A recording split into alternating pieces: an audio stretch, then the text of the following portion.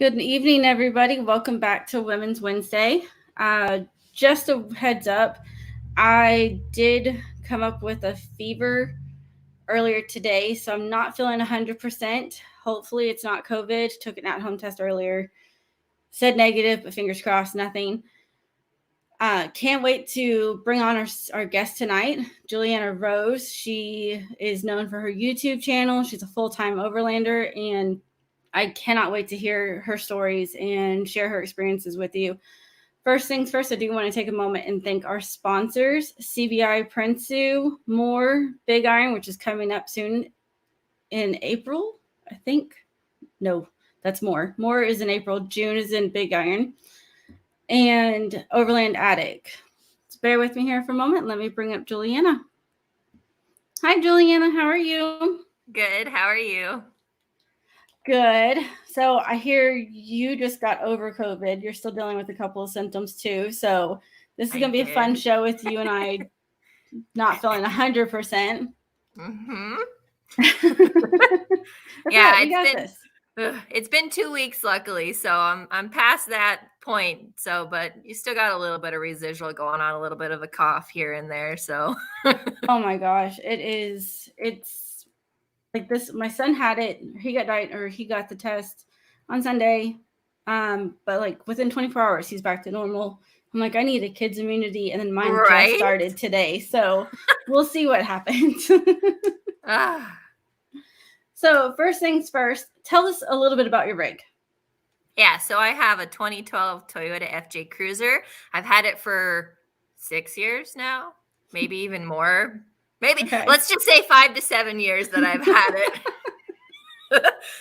It's actually pretty built too. It's got a tent, awning, lights, dual battery, bumpers, front and rear. I mean, it's pretty much got everything. And I live full time out of it too. So it's got a lot of interior stuff inside too to help me with that as well. So it's a pretty cool rig. It's been beat though. It's been put through a lot of stuff. So there's a couple broken things on it too. Oh my gosh. Okay. So what made you choose an FJ though? Because you don't typically see, or at least I don't typically see here in Oklahoma, a whole lot of FJs that are built out. I only know a few people that run them. Yeah, so I don't know. Do we have about an hour for me to tell? No. I'll make the quick version of it. So back a while when I first got it, I was actually looking for a family rig. Something that I could like carry a bunch of stuff in because I'm originally from Hondas. So I'm really originally just an import girl. And I wanted something bigger. So I was actually looking at, get this, Honda Elements and Honda Pilots. Okay. No type of 4x4 or anything like that. I was just looking for a big SUV, and then I saw the FJ, and I'm like, I'm in love. That's fantastic. So I got the FJ. I love it. We'll actually have a friend who has an all-wheel drive Element that we just lifted and put a little bit more aggressive tires on it, which is hysterical to see this little Element running around with, lift and tires. And okay, so why does Lee say that you're never going to run out of gas again? That's why I was laughing. Oh, so one of my recent trips, I ran out of gas because I hadn't had planned for snow, and it snowed. And we kind of got stuck in the middle of Idaho with snow. We actually had to have a bunch of our buddies come out and bring us some gas. We stayed at this really cool location up in Idaho in a cabin. There's a video of YouTube about the whole experience and everything like that. But yeah, the team from Talus Expedition Gear helped us out. They brought us some gas, so that was pretty cool. That's fantastic. So that's great. I thought I saw something pop up on YouTube about it, but with just this past week, I have not had time, and today snuck up on me. So I'm gonna have to go back and watch the shenanigans that happened with you running out of gas. This is going to be great. Now I kind of wish that we could just post it on here and watch it temporarily. Right? It was pretty exciting. It was fun too. And I mean, it was amazing because after that, and this was the day before Thanksgiving, right? Okay. So after that, we're driving back and we actually get an invite from the same people that got us gas. And they're like, would you like to come to Thanksgiving dinner with us? And we're like, what? Yeah, I mean, that's so awesome. Apparently now there's going to be a new hashtag of like overland shenanigans of like when we're doing stupid stuff. It's going to be great. We're going to take this worldwide here. So what made you decide to do this full time? You don't hear of a lot of people that, they're just weekenders. So for me, I've always kind of liked the idea of what would you call it? Nomadic or off grid, or kind of that freedom of being able to travel. And I've always kind of thought it would be a really cool idea to be able to full time travel in a rig, be very minimalistic, stuff like that. But I wasn't really planning on it happening when it's happening. I wanted to save up and have a little bit more of baseline before I hit the road. But when COVID happened, my job decided to eliminate second shift, and I was actually on second shift. And with that happening, I was like, well, I can't afford rent and the FJ payment.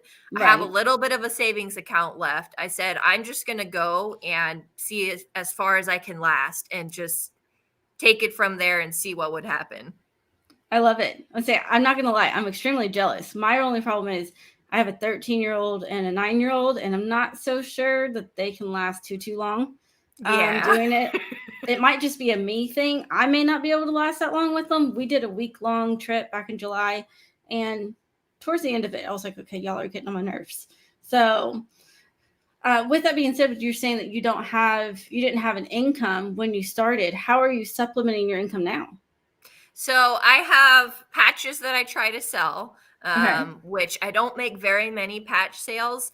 I'm going to start doing DoorDash. So when I get into locations, I'm going to do DoorDash as much as I can. I haven't done it yet, though. So I don't know how that's going to work with the FJ and gas and all that stuff. Right. And then the other stuff that I did was just like odd and end jobs. So like I'd pick up, like maybe I'd clean one of my family members' house and they'd give me some money for that. Or maybe I'd help somebody chop some wood during the winter time and they'd give me money for that. Just doing little small side jobs that I can take. And then also I've had a couple people be really generous and they've actually donated too as well, which has been really nice. So that's awesome. I think it'd be hilarious to see your FJ pull up at someone's house with their food. Though, while you're door dashing. I mean, just imagine the look on their faces when they look out their windows and be like, holy crap, what is that? And then you'll never be able to leave because they want to ask you questions. It's going to be fantastic. That's why I'm like, it might be interesting. Like if I'm like trying to do a bunch of door dashes in one day and they're like, oh my gosh, well, you got to tell me about your rig. And I'm like, I'm trying to. I have other orders I gotta go pick up. Find me here on social media. I love it. Put a sticker in every order. There you go. You should do a sticker, a little business card, be like, follow me here, and imagine the amount of followers that you're gonna have just skyrocket. I could be like, your order helps support me on my travels. Now watch where I go next. That's great. So what's one place that you keep finding yourself returning to, like your favorite spot? Well, it's not that it's my favorite spot, although I do love it. I find myself returning to Idaho a lot just because, well, they have a lot of hot springs. But also I do enjoy Idaho. Idaho is so gorgeous and everyone there is so friendly. I mean, I bet you if I got stuck without gas in another town, it probably wouldn't have happened as quickly as it did in Idaho. There were so many people that I was like, we'll head out. Because mind you, when we ran out of gas, it was probably maybe 8:00 at night. And they showed up at like midnight with gas and then drove all the way back home. And this was almost a 3-hour drive for them. Wow. Yeah. I love it. It was so cool. That's awesome. But that's what this community is also about too, is everyone pitches in and everyone helps each other out and is always there. I know I've seen people post on like the Oklahoma local pages about being stuck somewhere, some like off the wall places. And everyone's like, I can be there in a couple of hours, give me this much time. If you're still there, just let me know. And it's phenomenal. This is one of the best communities I have ever seen. Yeah, I do. I love the community. Most of the people are just amazing and friendly, and I love it. I love meeting all the new people too, like especially when you go to events and everything and you get to meet all these people at the event and talk to them. That's like one of my favorite things is just meeting people. Right? Yes, that is, it's so much fun.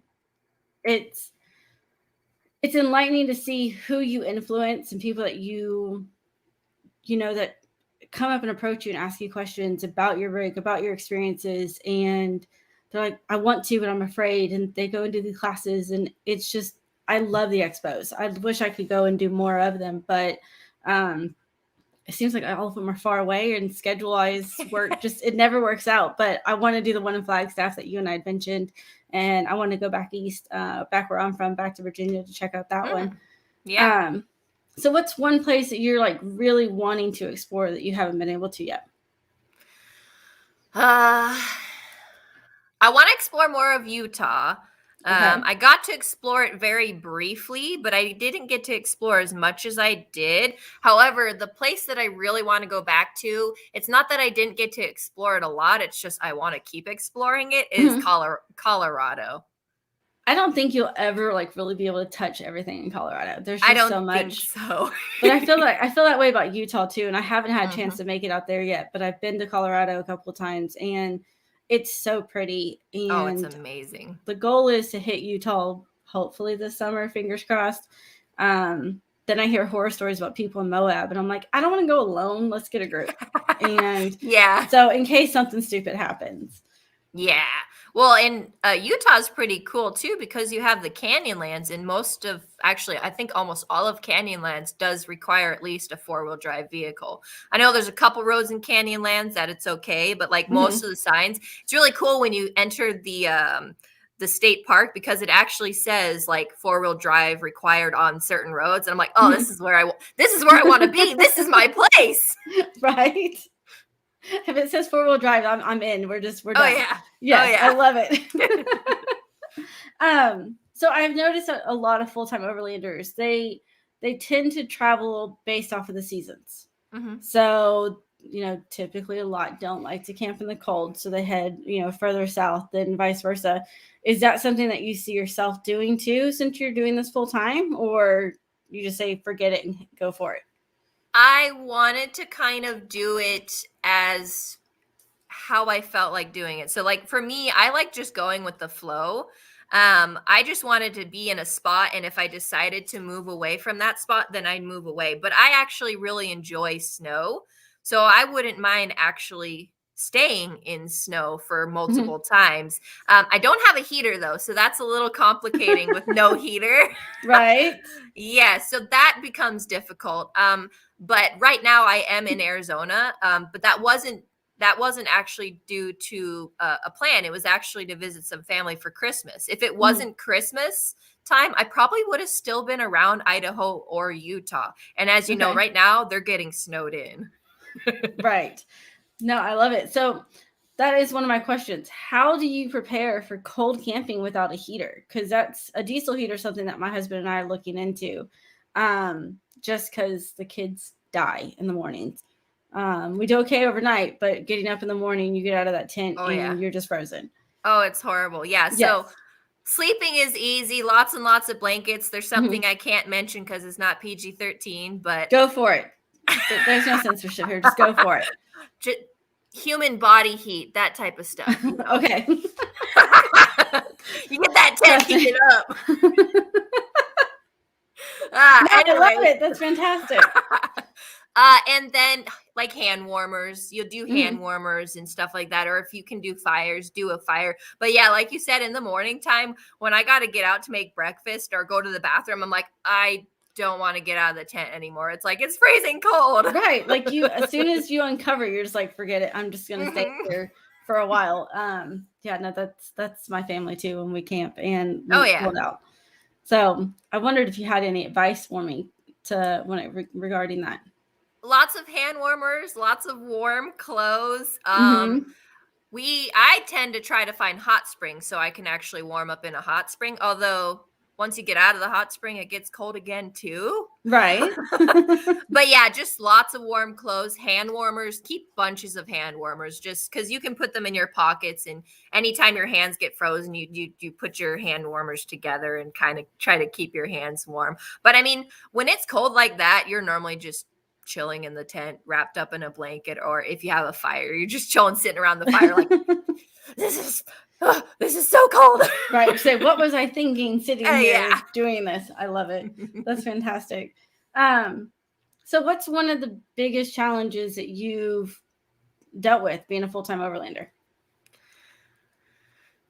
One of the biggest challenges, I don't know. I don't see many things as challenges because I enjoy stuff as it comes along. It's kind of an experience for me. So I think as much as challenge would probably be just finding showers. Right. Okay. I mean, if that was that's like one of the most challenging things. I think the other challenging thing too is sometimes finding where you're going to park. So like you might plan this spot out and have a goal in mind, and you drive to it and somebody's there and you're like, oh, well, where the heck am I going to go now? And it's in the middle of the night or it's getting late. I think, that would be another challenge too, is actually finding spots that you want to go and having that spot be open. You know, right. we've gone to a spot and it just was completely trashed, like totally trashed. And it was like, come on. Right. There's a place that Lee keeps mentioning on his show about this little island here in Oklahoma that he likes to go camp at. Every time we go, we probably leave with at least 1 to 2 trash bags full of trash. Yeah. And I just don't understand why people do this. And, how is that enjoyable when you're set up there and camping? Yeah. It makes no sense. So we teach our kids, to pick up the trash, and we always leave it cleaner than we found it. Yeah. So. We definitely do that too. Yeah, I love it. So since this show is women-based, one of the things that I always ask is, what's one of the biggest challenges you face being a woman in such a male-dominated community? Well, I don't want to go too deep into it, but there's quite a few, actually. I hate to say that, but yeah, being a woman in a male-dominated thing, there's quite a few, especially with the perverted side of males. You deal with that quite a lot. And then you also deal with them thinking that we can't do the same thing that a guy would do. A lot of times I've had people, judge me because I'm a girl. And it's like, I do exactly the same, if not sometimes better than a guy would do in certain situations. Sorry, fellas. But it's sometimes women find themselves trying to overcompensate. I can't talk. Overcompensate for being a woman just because of the fact that they know guys and girls are going to be kind of judging them sometimes. But I've also found that being a woman in this is also really inspiring too, because we're showing how powerful we are and showing that we can be exactly like a guy out there, Right. Another challenging too is safety. So especially with me, when I first started, I was solo. And being out in the woods solo as a female, I really kind of had to be very aware of my surroundings. And if I didn't feel comfortable in a location, if I felt, maybe this isn't safe, I would have to second guess and think, okay, well, where should I go? So I actually found myself finding camp always at nighttime, because I didn't want to see people see just me getting out of my rig. So I'd show up late somewhere at nighttime. I'd have a hoodie on. My hair would be hidden. I wouldn't talk. I would just get straight out of my rig, set up the tent, get in the tent, and that's it. I'd be like, okay, we're good. Nobody saw me. They don't know I'm a girl out here by myself. That's awesome. I mean, and I get it. It is nerve-wracking. But even I don't typically go out solo. I typically have my husband and my kids, just because I want them to see more of the landscape and more of what's around them versus electronics. But even still, you can't help but feel that heightened awareness when you go places. My husband would be like, "Oh no, it's fine." But like, no, there's something. I'm just getting a vibe. I don't like the spot. Let's move. But what do you do for safety besides pulling in at night when you are camping by yourself? I mean, what other sort of safety precautions are you taking?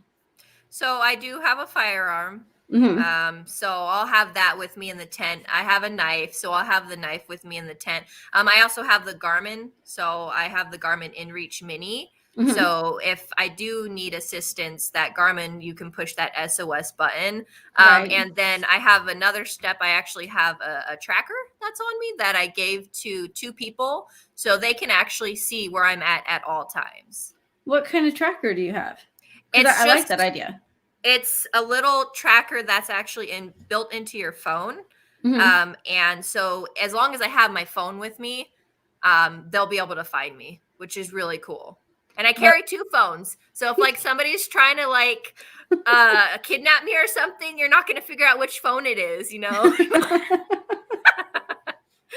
that's awesome. So I just picked up the Garmin InReach back Mhm. in October at Rendezvous in the Ozarks, and I haven't set it up yet, but it was so funny because I went to say hi to Aaron Paris with Switchback Safety, and he's like, "You need this." I was like, "You heard about the drama of us getting lost in New Mexico with no cell service?" And he's like, "Yes." He's like, "You need this bad."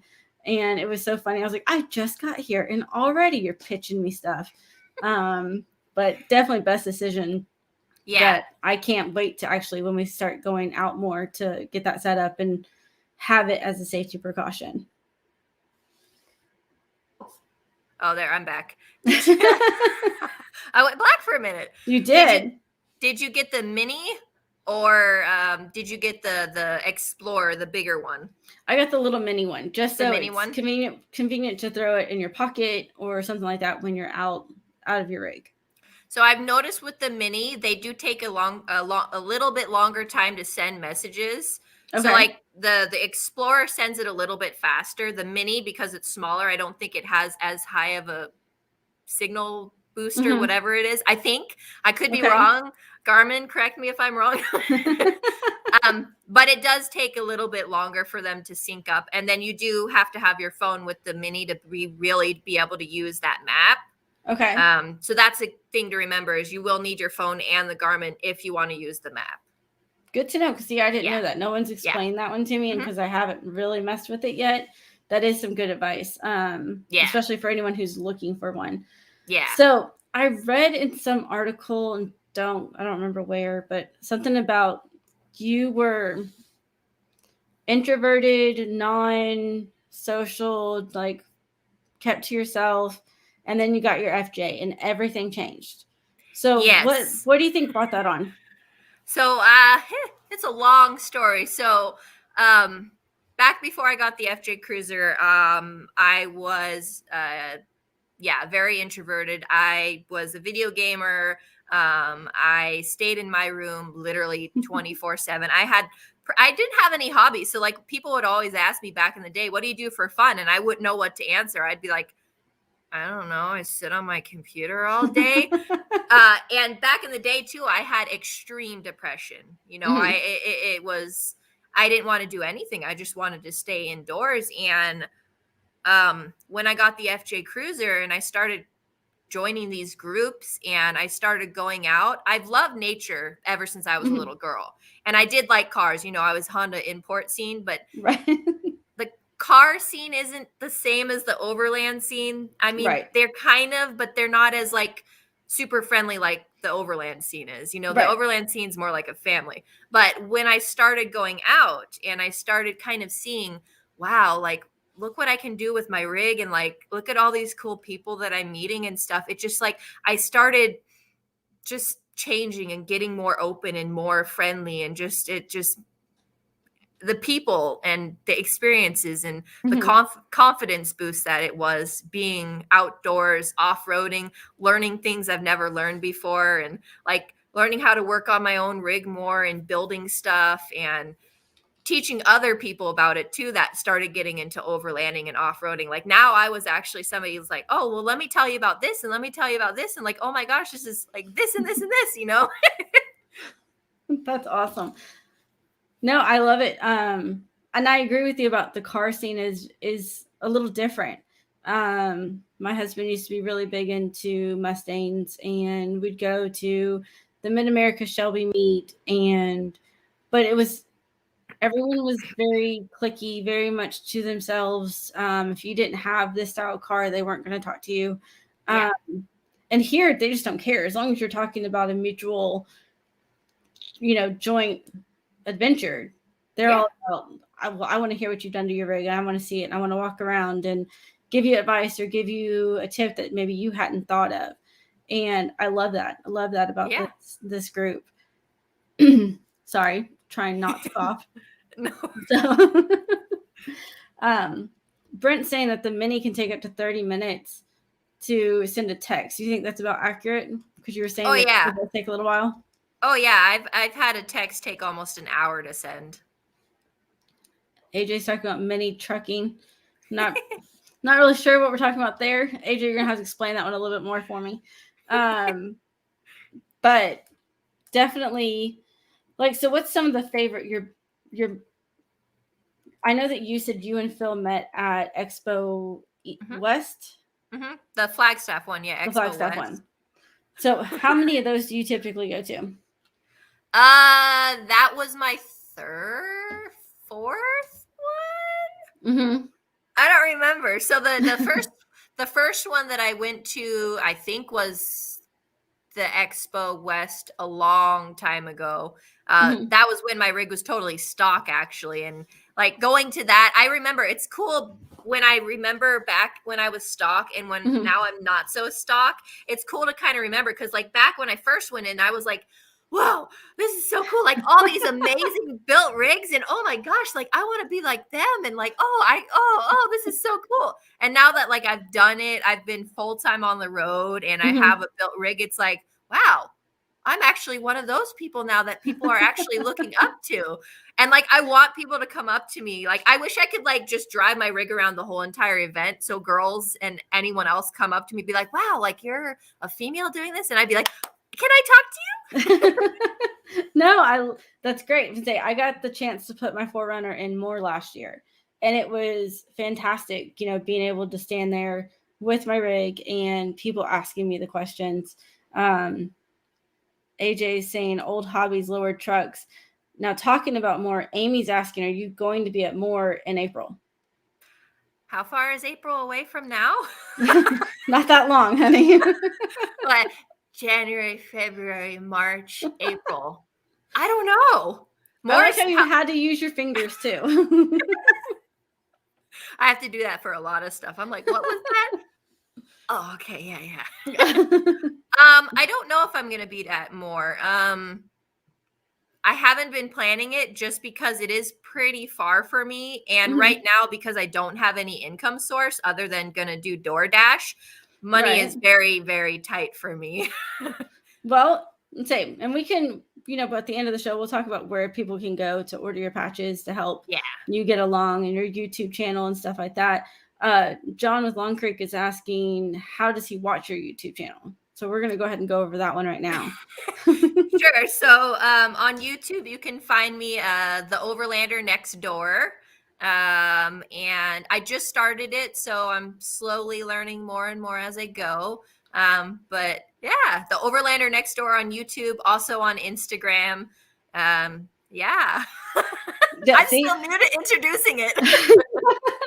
Well, see, so AJ's got the great idea. You're talking about doing DoorDash. You just DoorDash your way to more.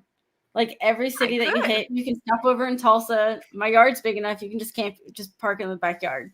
So, yeah. Well, the other issue that I'm having right now is my FJ is falling apart. What did you do to it?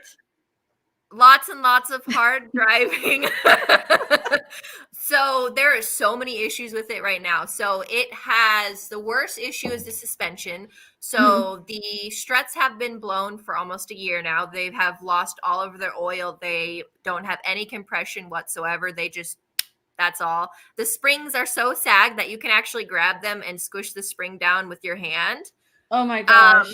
The upper and lower ball joints are bad. All the bushings are old and starting to crack a little bit like that. So when I'm driving it, it's like being in a boat. You're driving it and you're like this. It's like freaking I can't even imagine how rough of a drive this is. Just driving down the road. Bad. It's so bad. And then hitting trails in that? How do you not feel like you're just going to tip over? Oh, I feel like that all the time. It's terrifying. So when I was in Colorado and I was doing engineer, alpine loop, corkscrew, all this stuff, I had no idea. But when I was doing that, I actually had bad brakes. Oh, and I had bad inner and outer tie rods, like to the point where when I took the tie rod out, it went. It was just like, I was like, I just did Colorado trails with bad rear brakes and bad tie rods and all the suspension issues as well. I was living on the edge. Girl, you're lucky you survived that one. Oh my gosh, applause to you for doing all of that, but that is crazy. Yeah. So Brent says he's going to have a booth at Expo PNW and Northwest Overland Rally. Nice. Do you plan on the Expo, the Overland Expo Pacific Northwest? I think, is that the new one that they're going to have in Bend, Oregon, the very first time? I think. I don't know. I don't know. We'll wait and see if Brent responds to that question, because it'll be good to know. Yeah. I think we'll be there. I have to talk to Phil and see what his plans are for that too. Because I know for sure Phil plans on going to the events. And I'm sure he'll be in a booth somewhere. If I go with him, it'll either be if I find a booth to be in or if I go with a company or something like that. If not, maybe I'll just be passenger with him. But I'd love to bring my own rig. Right, of course. Yeah. If anything, you guys just caravan and then you can just kind of like creep yours in. Maybe people won't notice. And just stand there and be like, I don't know what happened. I was just told to park here. And just see. I'm horrible influence. So Jennifer's saying, hey, I know Amy said hi. I'm so glad you guys are joining us. Donald is finally not driving, so he's able to actually join us here. That's fantastic. Glad he's not driving down the road and watching the show. Drink time. Girl, it's been happening. Right? Yeah, this is no joke. So talking about how you're liking people, so AJ's wanting to know if you're going to be at Bonfire in the Ozarks, which is at the end of April. So you might as well just come out for more and then just stick around this area in DoorDash. Right, and then you can join us in Arkansas for Rendezvous at the Bonfire. And then Rendezvous in the Ozarks is in October. Do you ever make it to those? I've never been to those before. Sorry. You're okay? No, I've never been to the Ozarks before. I haven't been past... Yeah, I haven't gone past Arizona, like towards that way yet. I haven't even gone that far yet. That's okay. So we need to get you at least out this way. Okay. We're going to require that you come out to Arkansas at least. You can stay over in Oklahoma. I've got a big enough yard. We can put your stuff up there. Phil can park his Jeep back there too. I do know though. So because Phil is waiting for his camper's supposed to be done soon. Okay. And I don't know when exactly, but in the next couple of months it's supposed to be. So I believe they're in Oklahoma or... What camper is it? Bison. Okay, yeah, Bison's here. The big ones. So he has to go pick that up. Okay. Now, when he wanted me to drive in his Jeep to go pick that up, but maybe I'll come out with my rig. I don't know yet. Again, gas and all this other stuff is hard right now for me to travel. Right. So, well, we're just not going to let you say no to this because we're just going to expect you to DoorDash it like the entire way. So Jennifer's proven Donald wrong here and saying that she's driving and listening to us. Jennifer, I hope you're not like watching while driving. Listening, we're good.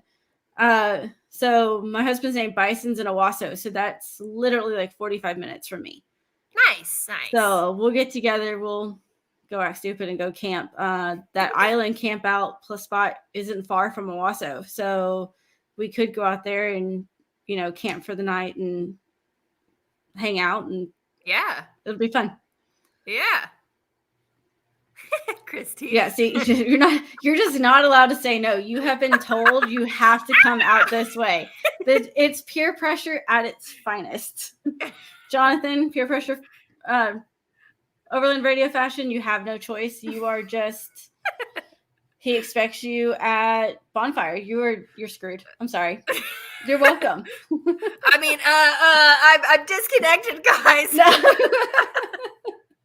We will hound you just incessantly about this. It's going to be fantastic. So with those soon-to-be upcoming events that you're now forced to go to, lots of opportunity for you to give advice to new people. So what is some advice that you would give to beginner overlanders or people who are thinking about jumping into this environment? So the best advice that I wish I knew in the beginning is everyone likes to do it. They like to go buy all the awesome expensive gear, everything like that, totally outfit, load up their truck. My best advice to you is go with your truck the way that it is.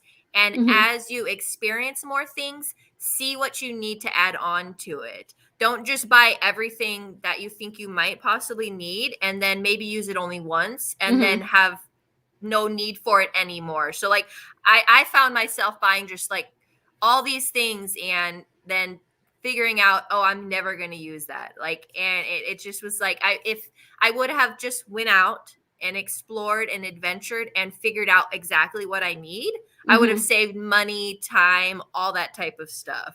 So that's a pretty good of advice, is kind of just go out with you have, because you don't need all this fancy gear to go overlanding. You can go in pretty much anything and enjoy it as well. I mean, the basics, of course. You got to be able to cook. You've got to be able to have fluid, you've got to have clothes, but like all the crazy gear, Right. No, I agree. So one piece of advice that I was always given when it came to camping was take what you have and camp in your yard the first time. Yeah.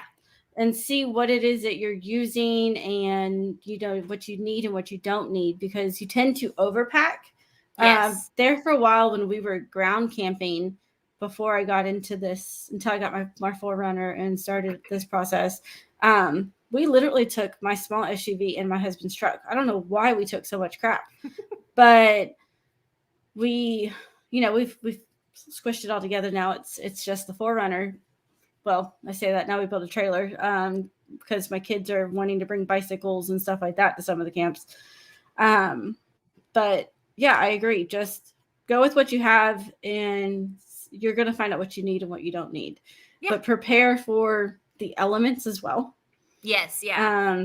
Because if you don't, then it's going to be, you're going to bail out real fast. Yes. So AJ, his wife has finally agreed to start doing this. She's been listening to the show and getting excited, so I'm looking forward to it. So now he's saying that your trip here that you're being forced to do, and we're gonna go camp out at the island, she's gonna come join us. So now the pressure is really, really on for you to come.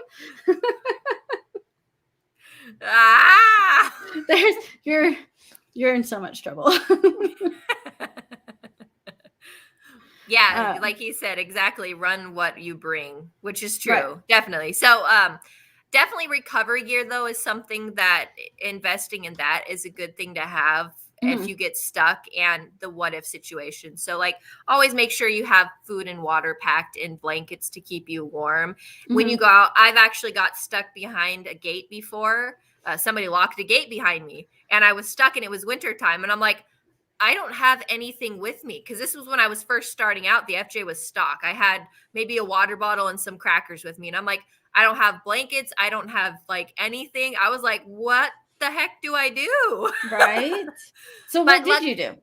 Luckily, when I had gone up the road, I was getting drone shots of like the area. It was really pretty. I actually had service up there. So I just drove up there and I called a buddy of mine. And what was really crazy though is, so I called that buddy and I drove back down to the gate, hoping maybe somebody would drive to the gate. I'm sitting at this gate, just laying on my horn, like thinking maybe the person that locked it was going to hear the horn. And I hear a car coming and I'm like, oh, somebody's coming, and they actually come out from the bushes on the same side of the gate that I'm at. And I'm like, you guys are stuck behind it too with me.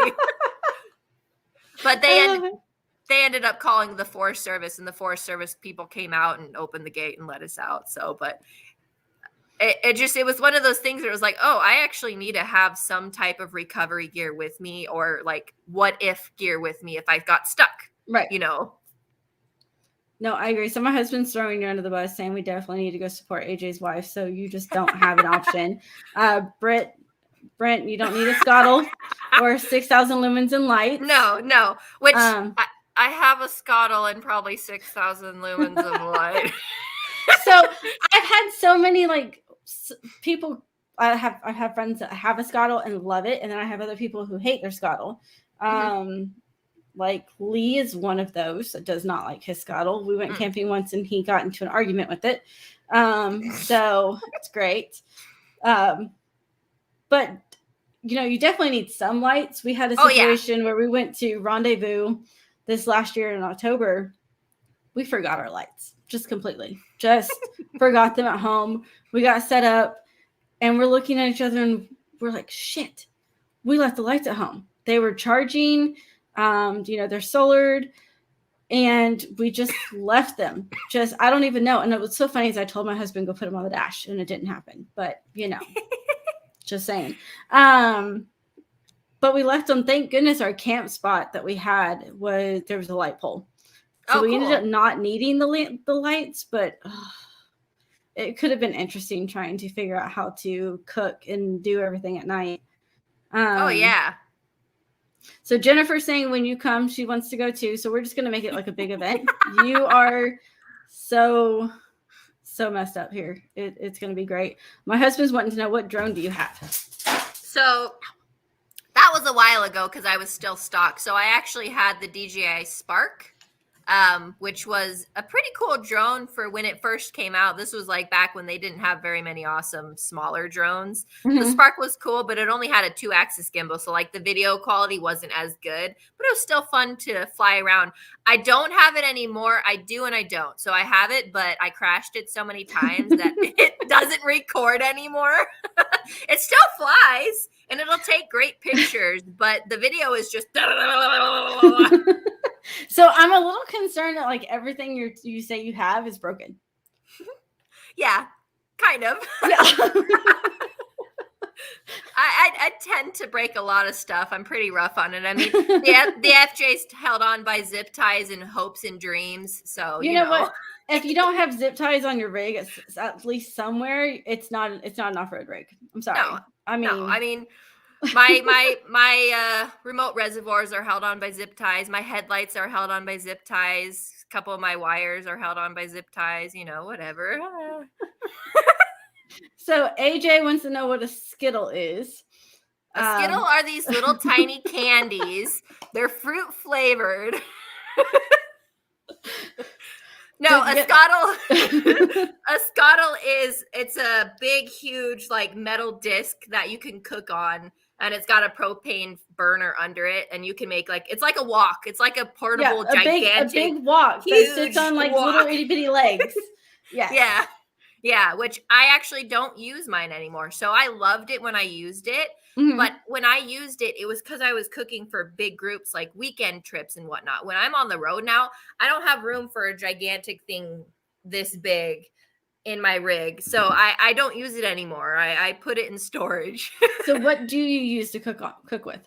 So I actually use a hiker's stove. It's a collapsible stove. It like fits into a box like this big.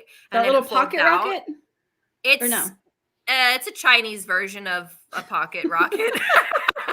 It's like a $15 little camp stove that, I mean, it's cool because it has its like own lighter. So like you don't actually have to hold like the lighter up to it. It has like a striker. You press the button and it goes, and it lights up and you're like, whoa, there goes my eyebrows. But it's fun, I'm not sure what's going on here. AJ's, thank you. It's a wok and a Blackstone had a baby. I mean, that's pretty valid description. Right? Sorry about the cough. Hey, you know what? I'm impressed I've held on as long as I have without my coughing. So I think we're doing awesome. I think we are doing awesome. Yes. John, it's a Skittle, is a walk in a Blackstone. I mean, it's true because you can cook on the different temperatures depending on how far you move it away from the heat source. So we use the Genesis, the little cooktop that folds in on itself. Oh, cool. And it's super, it's super convenient. It's small, it packs down, and it fits inside of its pans, and it all packages up in a little package. Yeah. So I love our Genesis. AJ's making fun of us for our coughing, our COVIDness. Yeah. I've actually had COVID 3 times. How? I don't know. I don't know. Coffee, I think you pronounced bourbon wrong. I mean, I can't live without coffee. I was drinking coffee earlier. So, I mean, is that like your go-to in the mornings is coffee, or do you drink it all day too? I don't even drink coffee. Oh no, we can't be friends anymore. This is not going to work between you and I if you do not drink coffee. Just saying. There's a crazy, so a lot of people are shocked when I tell this to them because I'm so energetic and hyper when they meet me. I don't drink coffee. I don't drink tea. I do drink soda, but I also don't drink alcohol. I don't smoke. I don't do any type of drug or anything like that. I'm like super, super like clean, sober, right? I guess you can say. And like people are shocked. They're like, wait, you don't? How do you get by? And I'm like, dude, I'm naturally high all the time. I don't need anything. I'm crazy this way naturally. Okay, well, I'm going to send my kids to you for a week and then watch you start drinking some coffee. Just saying. I love my kids. They're fun. So my husband's saying, yeah, now we have an oven I'm really excited about. We just got it over the weekend. Nice. It's got like the little cook surface on the top, and then it's an oven that it's all hooked up to a propane. The Coleman one? I don't remember what it is. It'll help. I don't know. It's really big, right? Yeah, like it's gigantic. A big one, but it's it doesn't collapse down because I know like Lee has one that collapses down. This one doesn't. I had the collapsible one. I didn't like it. This one's like a huge one. I'll have to take a picture of it later and send it to you. But my daughter's like, now we get to do cookies, and she's like over the moon excited about it. My husband says it's a camp chef. Camp chef. Oh yeah. So Jennifer's saying that you guys can be friends because she doesn't drink coffee either. Jonathan's giving me a hard time. He doesn't drink coffee, but does Mountain Dew in the morning. And then AJ's wife Melody says no coffee. We're gonna have to work on this no coffee situation. It's just not gonna work for me. I'll be sitting there with a big cup of coffee, telling you guys that you're crazy. So another question I always ask everybody is, what's like your must-have go-to piece of camping equipment? It can be something just stupid that people wouldn't think of, but like your must-have go-to equipment, huh? I mean, that would be hard because there's a lot of things that I feel like I must have. I mean, because for me, it's hard because I full-time. So like for me, it's not as simple as, oh, I'll just go get this for the weekend. I'll be good. For me, it's, oh, I need this. This is like, I'm going to be on the road all the time. But if I had anything that I would do like weekend wise, I would probably say, oh, I don't even know. I mean, the Garmin is something. The Garmin, I don't think I could go without the Garmin. Having that safety, being able to know that if I do get stuck somewhere, I'll have that ability to get myself out. That's definitely something that I want to keep with me all the time. Like if I had a checklist, Garmin's like number one. And if I forgot the Garmin when I went out, I'm like, nope, got to turn around. I need it now. I love it. So that's your safety net right there. Yeah. Brent, jet boil water, pour over coffee in 90 seconds. See, he's a good man. Like, we got this. AJ, I think it's more like, what the fuck, no coffee. AJ, I agree. I mean, I love how we went on like a 5-minute tangent about coffee. This is fantastic. So another thing, I think it's now going to turn into like this thing, like your favorite camp recipe. My favorite camp recipe. Mm-hmm. So I always do a rice mixture. So it's not that it's my favorite. It's that it's just so easy. I mean, I guess it can kind of be my favorite. Kind of. Uh-huh. If I had or pasta of some sort. But like my go-to is a rice mixture. I do rice, and then I do corn, peas, carrots, and then I mix in. It's an Asian rice mixture, so it's got soy sauce in it. It's got oyster sauce in it, garlic, ginger, mushrooms, onions, and then it's got chili powder, garlic salt, white and black pepper. And then to finish it off, I actually add a little scoop of mayo, and it actually makes it creamy. Really? Okay, so I was all intrigued until you said the mayo. The mayo just it doesn't even sound right in there. It is though, believe me, it's amazing. Okay. Okay, so when you come camping, you'll have to make it for the group. I will. So Jennifer's saying beef stew, which I agree 100% with right now. With it being cold, I can definitely see that one be a big deal. I do that too. The beef stew. The beef stew is like, if I'm lazy, I don't want to cook at all. I've just got like, what are there? Campbell's beef stew. And I can sit it right on top of my camp stove oven, and I cook it right in the can. And then so all I have to do is have the can, a spoon. I'm good to go. No dishes other than that one little spoon. It's super easy. Okay. So AJ's making breakfast when we all go camping. He's making cinnamon rolls. Okay. Lee's sharing a little bit of information that coffee makes him go poop. So yeah, Lee, we appreciate you sharing that. Lee, almost everything makes me poop. My stomach hates all sorts of food. So you give me any type of food, I'm gonna be pooping. So do you take like your own little toilet then, because you know you're gonna poop all the time? Oh yeah. Oh, okay. Totally. I mean, this is probably TMI, but I there was this one time that I really, really, really wanted Chinese food, and I was in Idaho, and I'm like, I'm just gonna go to this Chinese restaurant, get some Chinese food, and then head to camp. So I do that. Oh, horrible mistake. It's in the middle of the night, and I'm like, oh no, I gotta go. And the worst thing is, I was in a lake bed, a big open lake bed, and there was like no trees, nothing around me, and I didn't set up my toilet or anything like that. And it was like that moment where it's like, you go now or you go now. And I'm like, I'm just plastic bag, and I'm like, that's what I'm doing. It's come to this. So my husband heard, I want to say it was on Mike and Lee's show, that there was somebody who, when they go overlanding, they go to Taco Bell and buy a shit ton of like bean and cheese burritos, and that's what they eat on like the entire like week that they'll go camping. Yeah.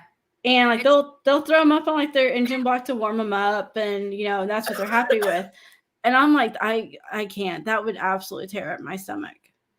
It's funny that you mentioned Taco Bell, because I love Taco Bell. I actually just had Taco Bell now. So I'll see you guys in like about 20 minutes.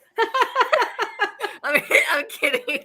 No, I love Taco Bell. Like when I go back into cities after being gone for a while, I'm like, I really want Taco Bell. Yeah. I love Taco Bell. I mean, I swear they put something in their food. So because you're in Arizona right now, so my husband's like favorite taco place in Arizona, because he's from the Phoenix Valley. So you're just outside. Filiberto's. Yeah. Have you tried it? I don't like it. I can't do it. No, there's too much grease.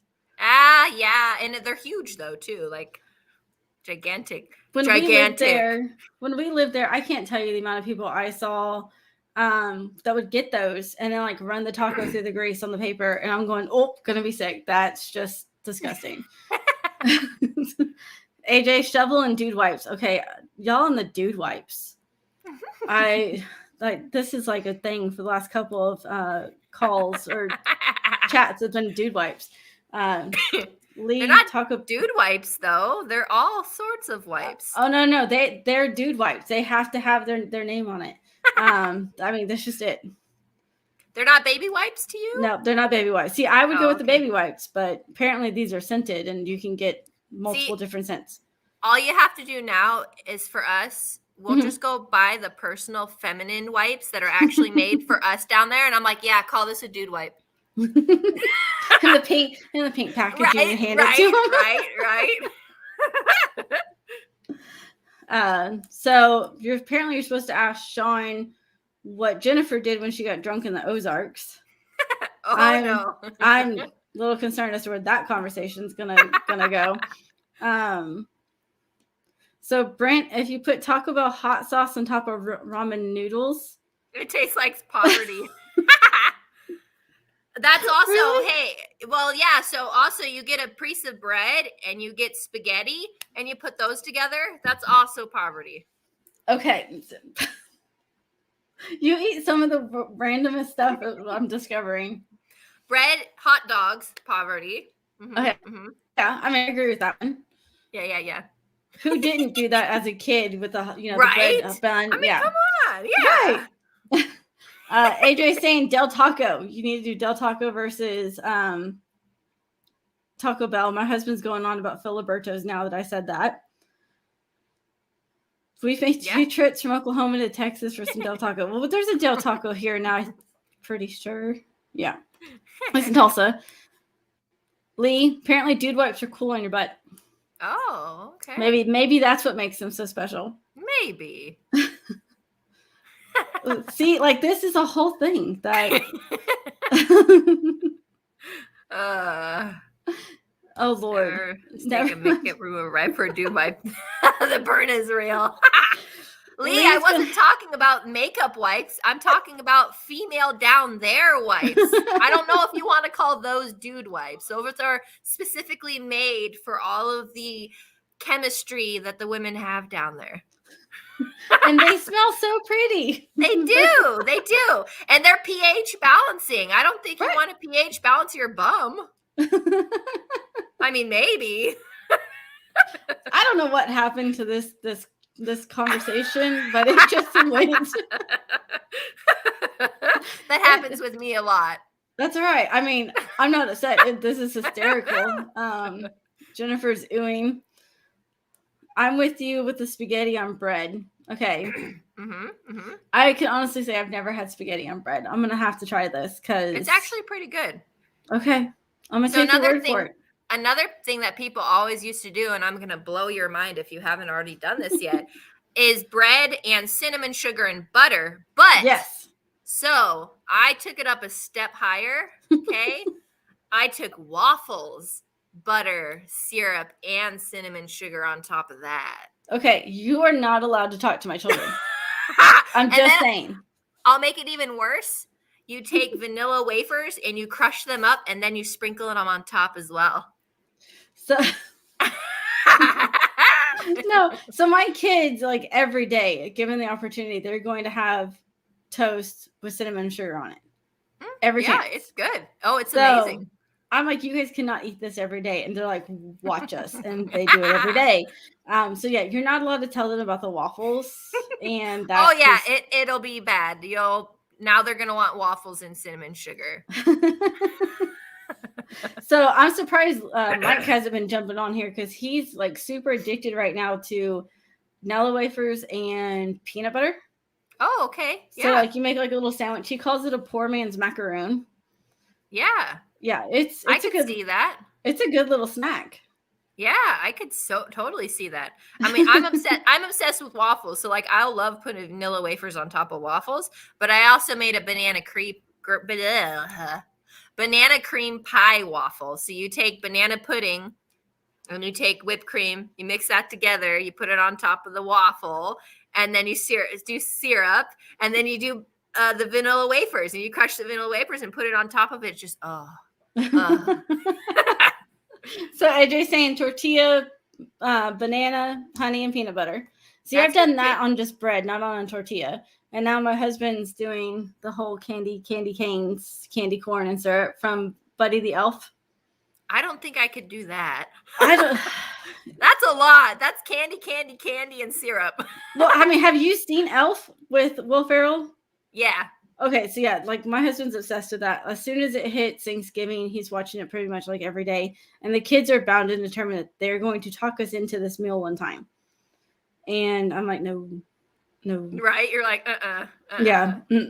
It just makes my teeth hurt just thinking about it. Makes my stomach hurt thinking about it.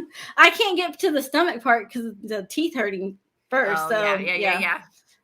Jennifer's saying tortilla and hot dog. Haven't done that one either. I've done the bread. I haven't done the tortilla. I've done that. I've done tortilla, and you put I like ketchup and ranch on my hot dogs, or mayo. So I do ketchup and mayo on the tortilla and then roll it. But it's really hard to eat that because you bite it and like all the ketchup and mayo just goes blah. John's saying everyone's going to be diabetics after our group trip.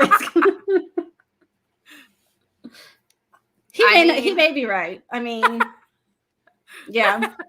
I don't know. The group trip is going to be comical when it happens. So, because we're not letting you out of it. I know. So you better tell Phil we got to figure out a way to get to Tulsa, Oklahoma. And yeah. We're going to have to figure it out. I might just have to drive along with them and not take the rig. I don't know. I mean, there's like nothing exciting for trail wise. It's just like basic dirt roads. Yeah. There's no mountains, and there's a couple of ORV parks that we could go hit. Yeah. But yeah, we could have some fun. Have some fun. Oh, yeah. Not Uda del Taco. Where else can you get French fries with your burrito? I mean, Taco Bell has started that though. Taco Bell actually had French fries. These were actually good French fries. I don't think they have them anymore though. They were really good though. Isn't that when they did that whole with the cheese sauce thing for a while? Yeah, I remember something about that. I actually liked it a lot. It wasn't bad, but I don't think it was like as big of a deal as they made it out to be. No, it was. No. It was just. I was like, okay, cool. I mean, this is nice. This is good, but yeah, no, it's not this new thing. Right. Oh, see, so tortilla and hot dog, old school tortilla over an open flame. So last time we went camping with Skip, who is not on here, he made us like apple or cherry turnovers with the tortilla and chocolate and cherry pie filling. Wow, that sounds really good. It was really good. So, I mean, we might have to have him come out with that camp trip too and just solidify the diabetic situation. Chrissy's saying until you get to the Ozarks. Yes, when we get to the Ozarks, then we'll hit mountain trails. So we're just going to do like a big caravan. You're going to come here. Then we're all going to Moore in April. And then you're going to come back and stick around. And then we're going to go over to Bonfire. It sounds like my trips are all planned out for me. You get like no say. Right. I better start focusing on getting that FJ fixed then. My gosh. I know. I mean, like we're going to have to work on this. You're going to get your DoorDash situation going right now. So speaking of which, I do have a tent for sale. So if anyone wants to buy an alu cab. Okay. No. Jeff, you're watching this? No. Just saying. I can hear it now as soon as the show ends. So thanks for that, hon. Hey, you're welcome. That's a little bit of a drive for you, though. His family's in Arizona, so his excuse will be, we'll just go visit family. So that's not helping me at all. Wow, the alu cab's really small, though. It's for a family. I wouldn't recommend an alu cab. I love the alu cabs, but yeah, they're like two people in the alu cab and you're like forced to hug each other. You're like, this is how we're sleeping all night long. You're just going to get over it. Yeah. See, so it doesn't fit my family. So it's perfect. No, it wouldn't at all. Yeah. AJ's still going about add some cheese to your tortilla and hot dog. Nacho cheese. There you go. Yes. I felt like I opened... say, if somebody tries to take your hot dog, you can say, this is not your hot dog. It's my hot dog, not your hot dog. I love how the food conversation just like went today. Oh, yeah. Oh yeah. So about that weather out there, right, guys? Yeah, I mean. We must all be hungry. Apparently, I mean, it's 9:00 here, and apparently people are still talking about food. So I don't know if they haven't eaten dinner yet or dinner just wasn't big enough. They're sitting here eating dinner while talking to us, and we're over here like food. Jennifer, it went from poop to food. I mean, you got to have the food to go poop. So we did it reverse, right? We did. I mean, yeah. Yeah. You know, totally off the rails. Oh yeah. I mean, Christy, are you honestly surprised? Jennifer's saying it's supposed to be the other way around. Yeah. Straight broke college kid in the dorm status. I mean, you're overlanding, so why not? Yeah, I mean, why not? You're spending a fortune on all your gear, so then all the food becomes like the broke college kid food. Yeah, normally. Oh, see, they had Mod's Pizza. Yum. There you go. Christy's not surprised at all. She knows how my conversations go. Just squirrel. Might have to go have food as beef. My go-to food is beef jerky. Yeah, beef jerky's pretty good. I like turkey jerky. Or there's a Costco pork jerky that's barbecue pork jerky at Costco. Only Costco. I don't know if they have it anymore though. That was a long time ago, but it was like a barbecue pork turkey. Barbecue pork beef. Anyways, yeah. It's a thing that's barbecue flavored, and it may or may not be. Yeah. Maybe turkey, pork, beef. I don't know. It's just a mixture. Who cares? It tastes good. By the way, say hi, everyone. Say hi. She says, I'm sleepy. Why'd you wake me up? So why are you so mean to the dog? She says, I'm sleeping, guys. This is Taffy. She's my little adventure pup. You said, did she go with you? Oh, yeah. All the time. Yeah. Awesome. She's such a good girl, too. So my husband's saying Korean barbecue jerky. It's awesome. Is that the one you're talking about from Costco? Yeah, from Costco. Okay. That's what it is. Yeah. Korean barbecue jerky. Oh, it's amazing. Brent says, I'm authorized dealer, Peak Refuel browser. So if you guys haven't, I'm going to totally shout out Peak Refuel. I love biscuits and gravy. Okay. And I'm like super picky when it comes to biscuits and gravy. They have to be like the perfect like flavor of the gravy and the perfect consistency and everything like that. So I've tried like 3 different types of the packaged meals for biscuits and gravy, and Peak Refuel literally was probably like a gourmet. Like if you were to go to like extreme expensive gourmet restaurant, the biscuits and gravy, and like all the other freeze dried ones were like, I'm sorry, but like Denny's, where it's like the generic flavored whatever. But Peak Refuel is like its own level of like the flavors and like Okay, so I've never tried any of those brands, so apparently I'm gonna need to go do it. My kids don't like sausage, so when it comes to biscuits and gravy, it's just me. But I agree, it has to be just that perfect mixture. If not, it's just no good. Peak Refuel's biscuits are really crunchy, which some people don't like the crunchiness. I love the crunchiness. And the flavors are so like on point. It's like a little bit of a kick, but not too much of a kick. And it's like, it's so good. Whereas like the other freeze-dried ones, I was like, ugh. Brent, I'm going to need you to we're going to have to talk about some of these. So, right. I mean, you're going to have to hook me up with something to try, because I've never done it. But it's good to know that the Wild Zora is paleo for those that are a little bit more health conscious about what they eat, wanting to eat clean. I might have to try that. There you go. I might have to try that then. Yeah, I haven't tried a Wild Zora yet. So I'm picky, so we'll see. All right, Brent, I'm holding you to it. I can't wait to try some, and you're going to have to try some as well. This conversation just got so odd. But it's fun. No, it's been an absolute blast. So what's your next, after you get the FJ fixed and you apparently have to make your way here, what is your next big trip that you have planned? I really, really, really, really, really wanted to go to Canada and then go to Alaska. But the problem with that is you can't go through Canada, and I don't want to get into any of the politics stuff. You can't go without a vaccine. Right. And I'm not going to get one of those. So it's like, It's hard to plan that then. It's like, I can't go to Canada and I really want to. Right. I have a friend that's he lives in Anchorage, and he was just telling me the other day that they had like 4 feet of snow, and it was like negative 35. And I'm like, yeah, no, I'm not coming to see you anytime soon. Just let me know when it warms up. Yeah. And he's like, well, when it warms up, they got the mosquitoes. I was like, I don't want to come then either, because I've seen your guys' mosquito infestation. And he just laughs. He's like, yeah, that's the state bird. I was like, no, we're good. So I don't know when I'm going to make it to Alaska. Yeah. I would love to live in Alaska. Really? Yeah. Even when it's negative 35, how you're going to get, you're going to have to get that diesel heater.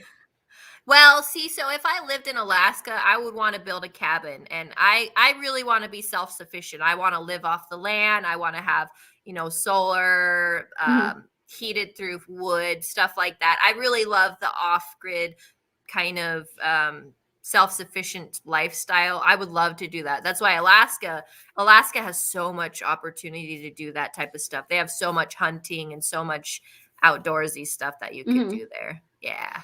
So Brent's telling us that he's not really listening to us because he's multitasking right now and mapping.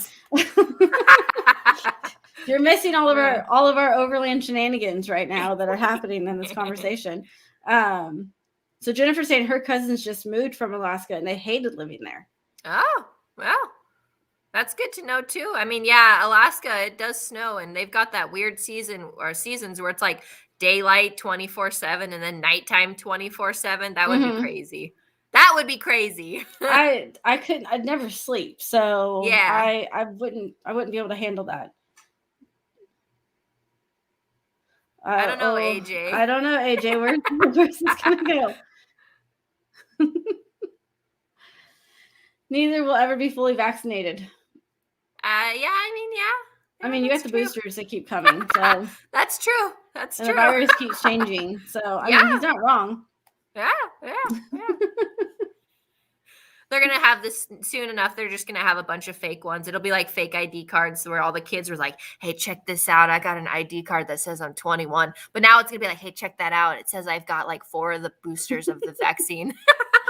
So I heard about that in like New York. Kids were having their fake IDs. And because you have to show your vax card everywhere you go, their fake IDs were no longer valid because it didn't match the vaccination cards. And I was like, I would have never crossed my mind. No, not at all. Yeah. So that's all right, AJ. We'll forgive you for the dad, the dad joke. All right. So Julianne, thank you so much for coming on here tonight. It's been an absolute blast. Go ahead and tell everybody really quick where they can follow you again on YouTube, Instagram, all your social media handles. Yeah, so YouTube, Instagram, all the social media handles are the Overlander Next Door. And that's where you can find everything and all the information and stuff like that. Perfect. Well, I hope this helps, your following and your patches. Is that the same website? So the patches you'll find on my website, which it's my old username. So a lot of people know me as Love for FJ, but I recently did a name change. But yeah, my website is www.loveforfj.com. But you'll be able to find all of those on my YouTube or my Instagram. There'll be links that you can click on to be able to find that. So the Overlander Next Door is now my name. Perfect. Well, everyone, if you get a chance, go check out Julianna's patches. Help her out with those repairs that she's got going on for the FJ, because it sounds like it definitely needs it. And Julianne, we're definitely going to have you come back on the show sometime soon. Oh, yeah. I'd love to. I'd love to be back on the show and with a bunch of other people, too. And it'll be crazy chatting with a bunch of people. We'll have to do like the round table thing. I'm sure that's going to be entertaining with all the shenanigans happening. Oh, yeah. Perfect. Jennifer, I'm glad you got a lot of laughs. Everyone, I'll see you soon. And thank you guys so much for joining. Have a great night. Bye, guys.